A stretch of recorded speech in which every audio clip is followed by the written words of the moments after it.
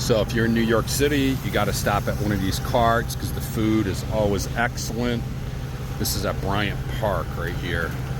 Right, they got the library right there, which is beautiful. The interior is just incredible. But this is a nice park to come hang out on a sunny day, right? They actually have public bathrooms right here, which is pretty awesome because there's not a lot of them around. So when you can find one, it's nice. But if you're gonna come, you got to do the falafel, the chicken over rice. You know, these carts are as good as some of the big restaurants, right? Where you're gonna pay, you know, for you and a date a couple $100, right? You can't get a bottle of wine here, right? But the food is just really, really good. So whenever I'm in the city, if I'm just out partying like I am today, I'm meeting up with some friends. I just got off the train. I'm gonna come get me some of this tasty falafel. I'm trying to not eat very heavy right now because we're gonna go out to eat at a nice restaurant. But you can see the library here. Now these libraries were all created during the Gilded Age, right? By the Vanderbilts, J.P. Morgan, Guggenheim, the Rockefellers, right? Part of their legacy they wanted to leave behind, right, was their name etched in stone, right? So they could be remembered forever. So they built all these big public libraries like the Brooklyn Public Library is pretty awesome when you go inside. They built Bryant Park right here.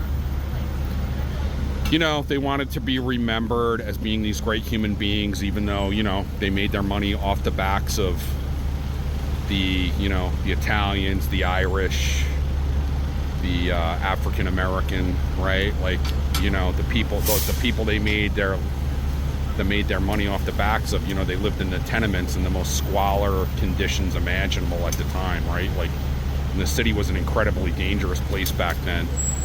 Definitely put the white sauce on it. You got to get the white sauce. It's a little yogurt. And you get that spicy red hot sauce too. Then what do you get? That's what you get right there. Let me tell you something.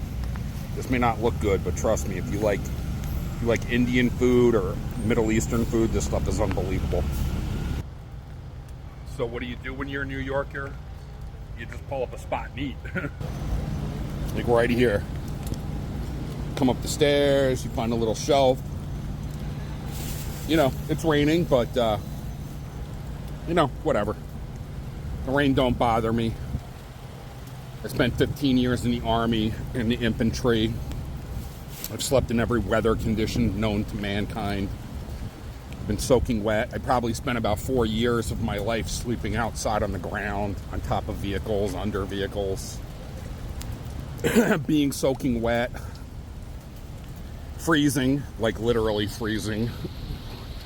Being 135, 40 degree weather. So, you know, being wet doesn't really bother me. Although I do hate when my feet get wet and my socks get wet. That totally pisses me off. It's annoying. But so this is Bryant Park. And on a nice day, you'll see it's just filled, right? And like on the weekends, they'll set up like a big screen and have movies. And sometimes they'll have concerts out here, like all for free. And everybody comes here in suntans. And then, you know, you've got all these amazing park benches to come sit on. Right? Of course, it's soaking wet today, so nobody's here.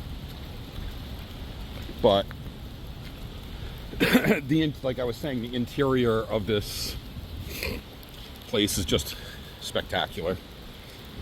I got paintings and art and sculptures. Great place to come and hang out if you like reading, just relaxing.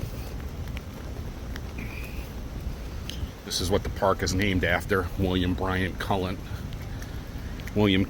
Bryant. Right? You know, basically just another rich asshole, most likely, during the Gilded Age. And just so you understand, I don't got nothing against rich people, but like I'm all for people making You know, I'm all for capitalism, but we don't live in a capitalist society anymore. We haven't lived in one in a very long time. And I'm all for people, you know, rising up and becoming wealthy. And, you know, so I'm not against that. I'm not a communist. I'm not a Nazi. I'm not a liberal. I'm for pure freedom, right? Pure capitalism. But, you know, most of the people who built this city were just the nastiest people around, right? Like today, the billionaire class, like, they don't care about the little person, right? It's like never enough for them. They can never get enough to quench their never-ending thirst for power and wealth, right? And that's the thing I don't like.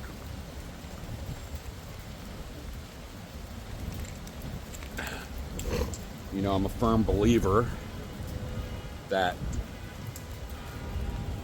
every American, no matter your creed, no matter your sex, no matter your religious beliefs, no matter your gender, identity, any of that, that you should be able to have an opportunity for success, right? You know, I think everybody should be treated fairly. Of course, you know, that doesn't occur quite often. That's just life. People are never going to like everyone. And, of course, some people have a better chance at opportunity than others because of their education, where they're raised, where they live, their color, skin, obviously, right? But I've been all over the world, and I can say there's no place in the ever I've been, right, where people have more opportunity than you have here. And that's not to say it's all fair. I'm not saying that. I get it. Right? But I don't define success as just, you know, making millions of dollars, right? Like, you could be successful and happy having a middle class life, right? And that means you're going to work your ass off. And, you know, if you could raise your family and, you know, provide your family with a place to live and eat, you know, I see that as a success also, right? So I probably define success a lot different than most people. I don't see it as just being a financial thing. Like, if you're a good family man and you can you work hard and take care of your family, you know, and they're happy and they're healthy, I mean, that's really the most important thing. It's not about how much money you have. It's really about, you know, are the people you love healthy? Because as a registered nurse, I can tell you, right, when you're not healthy and you're really sick, you don't have anything, right? It's like your quality of life is really decreased, and you have a vicious disease process going on. You know, money doesn't fucking matter, other than the fact that it might get you better, you know, medical treatment, obviously. Like, I'm not saying it doesn't. I don't get that part. But, you know, I think part of the problem with this country is people don't get good medical care, you know. Some people do. But I think healthcare should be, you know, subsidized by the government so that you can buy a plan if you're not, you know, if you're not financially wealthy. There's like a, kind of like this mist and light, you know, so I can see it on the film, and there's not much I can do about it, right? I can't, like, block it out. But, you know, just like education, I think, should be free for people who don't have money. I mean, this country is willing to waste money on everything else but the actual prosperity of the citizen, right? We're pissing away billions of dollars, hundreds of billions of dollars in the Ukraine, getting an entire generation of men killed over what? Like, you know, and you could just, we're wasting money like that in so many ways, and I don't care for that. When, you know, we have homeless people in this city, we have people that need education and basic health care, right? So, you know, I'm just for the people of this country, and that's it. And some people don't like that, and, you know, don't really give a fuck if you like my opinions or not. I mean, that's just the way it is.